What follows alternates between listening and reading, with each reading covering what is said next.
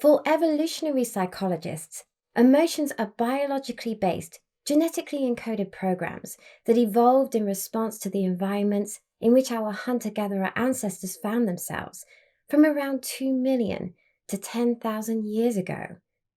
From this point of view, all our evolved emotional responses, including the negative ones, are considered adaptive. That is, they evolved specifically to solve the reoccurring physical and social survival problems that were confronted by those ancestors. These included protecting themselves from predators, making friends, finding and attracting mates, gaining status, and avoiding disease. The thing is, although they originally evolved to help, not hinder, they also evolved for times that have long since passed. And just because they were adaptive then, it doesn't mean they're always adaptive now.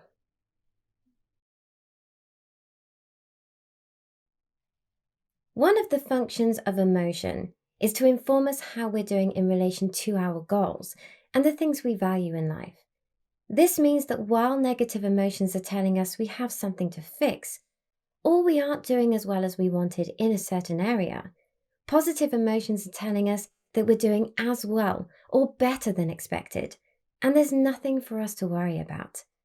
Unfortunately, a fact of life is that no matter how well we think we're doing, the negative emotions almost always seem to have a bigger effect on us than the positive.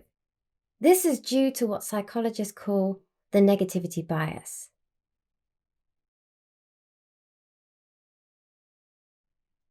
Not only are there twice as many negative emotions as positive, but scientific research also suggests that negative events attract our attention more easily, are processed more thoroughly, and elicit a stronger response than positive events.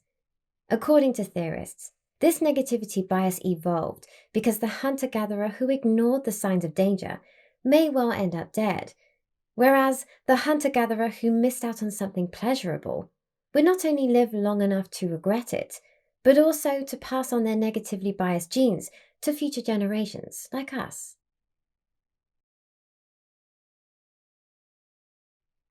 Emotions themselves are quite short-lived, but they act somewhat like the programs on a computer, in that they activate other subprograms while deactivating yet more.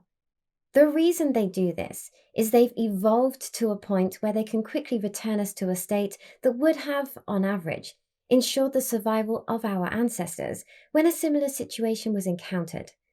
In doing so, they affect almost everything about us, including the way we carry ourselves, the way we perceive the world, and the way we react to it. This is exactly what we're referring to when we tell you that you're not your best self right now. You see, when you look at emotions in this way, then you can understand that, in essence, you're a different version of yourself when you're under the influence of a different emotion. After all, just think about how different you are, and in almost every way, when you feel happy, compared to when you feel sad, like today perhaps.